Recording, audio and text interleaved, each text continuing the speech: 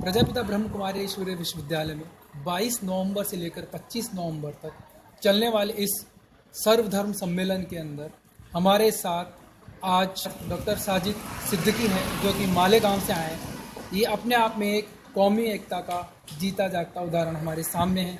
आपने का एक समानांतर अध्ययन करके दोनों को ही अपने शब्दों में हिंदी और उर्दू भाषाओं में बताने का एक पुस्तक के माध्यम से प्रयास किया है, जो कि एक बहुत ही सार्थक प्रयास है। आइए हम जानते हैं डॉक्टर साजिद सिद्दीकी से कि उन्होंने इस श्रीमद् भागवत कथा को, श्रीमद् भागवत गीता की पुस्तक लेखन का कार्य पिछले 10 वर्षों में किस प्रकार से पूरा किया और किस प्रकार से इन्होंने इस श्रीमद् भगवत गीता को कुरान से इसकी तुलना करते हुए कैसे उसे पूरा किया। आइए हम जानते हैं इनकी इस सफलता की और सफलतापूर्वक लेखन की कहानी इन्हीं की जुबानी। बिस्मिल्लाहिर्रहमानिर्रहीम। आरंभ करता हूँ मैं एक प्रभु परमेश्वर अल्लाह के नाम से, जो बहुत ही दयालु कृपाशील है। हाज़रीन, अस्सलाम वालेकुम। मैं यहाँ अपनी किताब लेकर भगवत गीता कुरान के प्रकाश में हाजिर हुआ हूँ।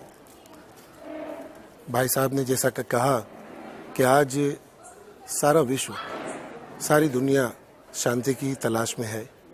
कैसे खुशी मिले जीवन में, कैसे हम शांतिपूर्वक रहें, हमारा मन कैसे शांत रहे, कैसे हमारा स्ट्रेस दूर हो, इसकी कोशिशें जारी हैं हर जगह, जिसमें ब्रह्म कुमारी प्रजापति भी बहुत बड़ा सहयोग कर रही है इस कार्य में। मैंने भी जो अपनी गीता का अनुवाद किया, वो उसका कारण भी यही है कि असल में लोगों ने खुशी शांति की तलाश में अजीब अजीब रास्ते तलाश किए, जबकि खुद गीता में कहा गया है, सर्वधर्मान परित्यज्य माम एकम शरणम व्रज अहम तवाम सर्व पाप भय मोक्षयिष्यामि मा शुचा, कि सबको छोड़ दो, सबको छोड़ दो, हर धर्म को छोड़ दो, हर एक को छोड़ दो, सिर्फ मुझ एक प्रभु परमात्मा की भक्ति करो।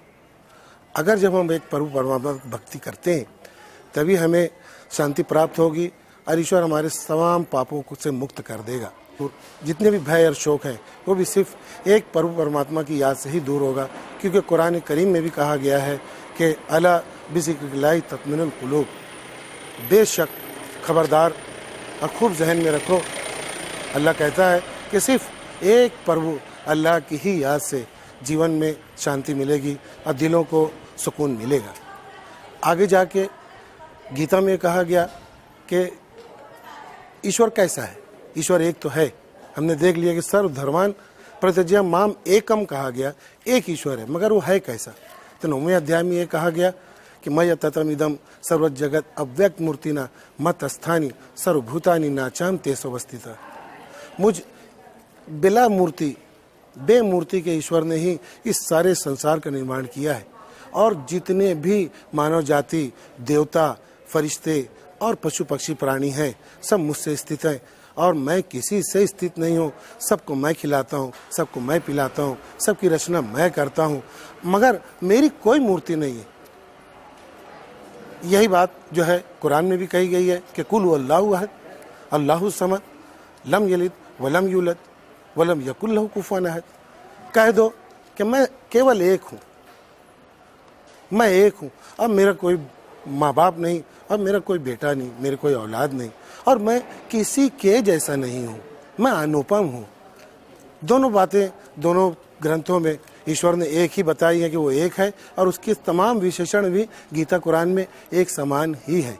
मगर क्या कहना कि हम जो अशांत हुए तो उसका सिर्फ एक ही कारण है कि हम उस एक प्रभु कह रहा है कि सर्वधर्मान परित्यज्य माम एकम शरणम, सबको छोड़ दो, मेरे सहारे रहो, मगर हम लोगों ने, मानव जाति ने किया कि सबको पकड़ लिया और उसे ही छोड़ दिया।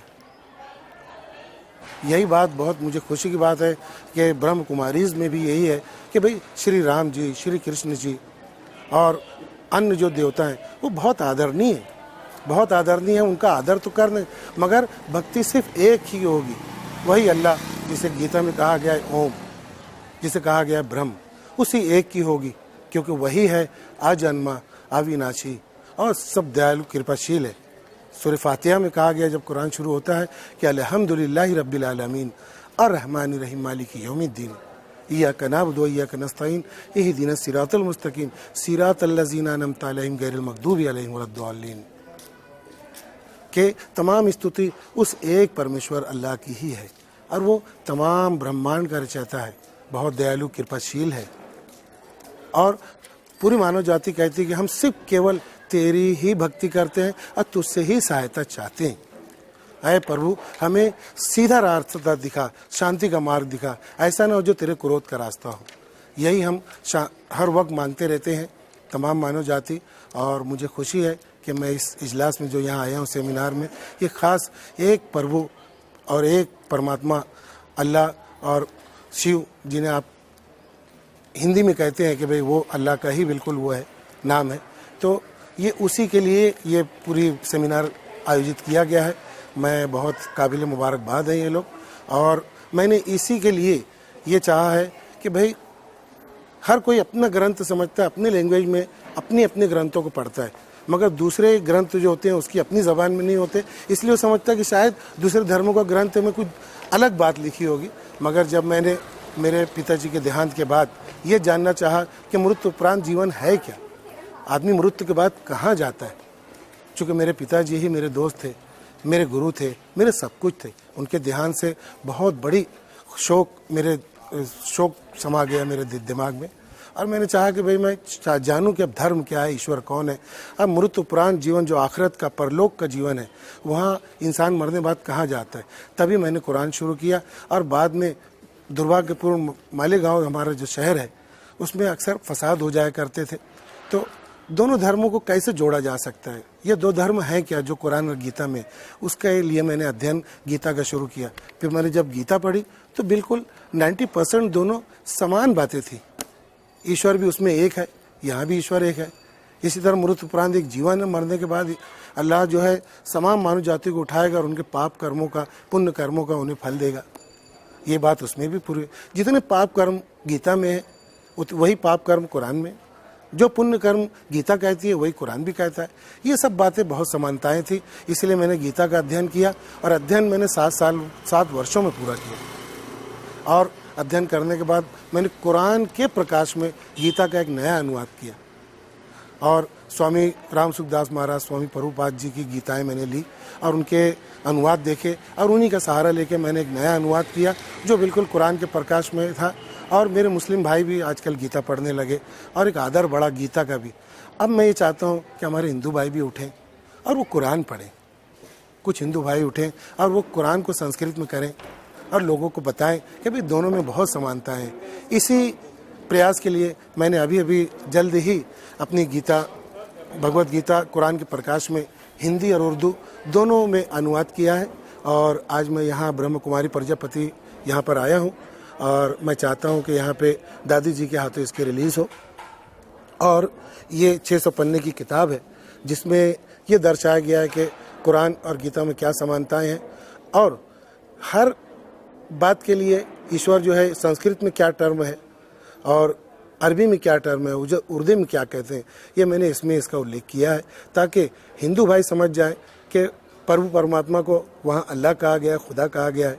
इसी तरीके से आखिरत को जो अरबी में कहा जाता है उसे ही गीता में परलोक कहा जाता है। जिस चीज़ को वहाँ स्वर्ग कहा जाता है वही कुरान में जन्नत है। और पाप कर्म जो है जो हम कुरान में बार बार पढ़ते हैं, मुनकरात वही पाप कर्म होते हैं। इसी तरह पुण्य कर्म जो होते हैं वो मारूफात होते हैं। तो ये सब बातें सब दोनों धर्म के समझ जाएंगे कि ज़बानें अलग अलग हैं मगर दोनों के मकसद और भाषा के अंतर होने की वजह से हम मकसद से समझते हैं कि अलग होंगे मगर मकसद सबका एक ही है, एक प्रभु परमात्मा की भक्ति और उसी के नियम अनुसार चलना। और ये नियम कौन बताएगा हमें, तो हमेशा ईश्वर ने यहाँ पे रसूल भेजे और अंतिम रसूल मोहम्मद पैगंबर सल्लल्लाहु अलैहि वसल्लम, उन्होंने जी के दिखाया कि मानव जाति किस तरीके से ईश्वरीय नियमों पे जी कर शांतिपूर्वक यहाँ से जा सकती है और वहाँ भी जन्नत प्राप्त कर सकती है। इसी तरीके से और भी ऋषि मुनि आते रहे जो हमारे लिए रोल मॉडल होते हैं। हम उनके जीवन को देख के उस तरह हम जीवन व्यतीत करेंगे तभी हमारे जीवन में शांति आएगी। मैं तमाम हिंदू मुस्लिम भाइयों से चाहता हूँ कि इस गीता का भी अध्ययन करें और देखें कि भाई वाकई में ये दो धर्मों में समानताएं कितनी है, ताकि एक तमाम धर्मों के अंदर एकता समानता पैदा हो और साथ ही साथ सब में प्रेम जागे और शांति पैदा हो। तो भाइयों, आपने देखा कि किस तरीके से डॉक्टर साजिद सिद्दीकी ने अपनी कठिन मेहनत और परिश्रम के साथ में हिंदी की जो श्रीमद् भागवत गीता है और जो कुरान है, दोनों का समानांतर अध्ययन कर दोनों की जो समानताएं हैं हमारे सामने रखी। ये काबिले तारीफ़ है और मैं धन्यवाद देता हूं डॉक्टर साजिद सिद्दीकी को। उन्होंने अपने इस अथक परिश्रम से इस ग्रंथ को संयुक्त रूप से लिखा और हिंदू और मुस्लिम भाइयों के बीच में एक कौमी एकता का जो संदेश इस पुस्तक के माध्यम से इन्होंने देने का प्रयास किया। ये साधुवाद के पात्र हैं, ये धन्यवाद के पात्र हैं। बहुत बहुत हार्दिक बधाई।